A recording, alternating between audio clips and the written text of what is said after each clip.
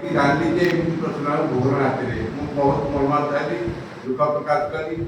ଆଉ ତାପରେ ଆଜି ଆମର ବି କହିଲୁ ଆମର ଯାଇଥିଲେ ଘରକୁ କରିବାକୁ ଯେ ଜଗାଉ ତମେ ଯାଇକି ଛୁଟି ସଭା ଆଉ ସୂଚନା କେନ୍ଦ୍ର ଠିକ ହବ ଆଉ ତାହେଲେ ପହଞ୍ଚିବ। ଯୋଉ ସୂଚନା କେନ୍ଦ୍ର ବର୍ତ୍ତମାନ ସେମିତି ଅବସ୍ଥାରେ ପଡ଼ିରହିଛି। 92 ମସିହା ମୋ ଚେୟାରମ୍ୟାନ୍ ବହୁତ ସମୟରେ ସୂଚନା ମନ୍ତ୍ରୀ ଆମର ସର୍ତ୍ତକୁ ଧରିକି ପ୍ରଶ୍ନ ସେଇଦିନ ଡିକ୍ଲାର କଲେ ସୂଚନା କେନ୍ଦ୍ର ଭୁବନରେ। ଆଜି ପର୍ଯ୍ୟନ୍ତ ସୂଚନା କେନ୍ଦ୍ର ଯୋଉ ଅବସ୍ଥା ସେ ପୁଣା ଘର ମାଟି ଘରେ ଚାଲିଛି।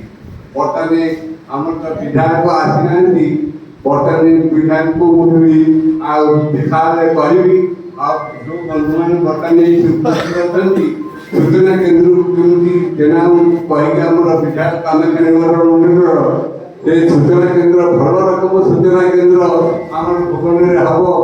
ଆଉ ମୋର ଏଇଟା ମୁଖ୍ୟ ଦାବି।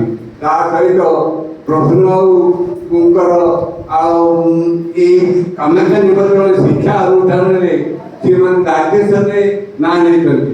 ରାଜ୍ୟରେ କୌଣସି ମନ୍ତ୍ରୀ କୌଣସି ବିଧାୟକ ସରକାରୀ ନିର୍ବାଚନ ମଣ୍ଡଳୀରେ କାମାକ୍ଷା ନିର୍ବାଚନ ମଣ୍ଡଳୀ ସେ ଯେତିକି ଗୁଡ଼ିଏ କଲେଜ ପ୍ରାଇମେରୀ ସ୍କୁଲରୁ ଆରମ୍ଭ କରି ମାଇନର ସ୍କୁଲ ହାଇସ୍କୁଲ କଲେଜ ପର୍ଯ୍ୟନ୍ତ ଯେତେ ଗୁଡ଼ିଏ କାର୍ଯ୍ୟ ସେ କରିଛନ୍ତି ମାନେ କହିବାର କିଛି ସେମାନେ ମୋତେ ମୋ ଚେୟାରମ୍ୟାନ୍ ସମୟରେ ମୋତେ କହିଲେ ଗୁରୁବାବୁ ଆମେ ମରିବା ସମସ୍ତେ କିନ୍ତୁ ଗୋଟେ ଅନୁଷ୍ଠାନ ଯଦି କରିଥିବା ସେ ଅନୁଷ୍ଠାନ ସବୁବେଳେ ମନେ ରଖିଥିବ।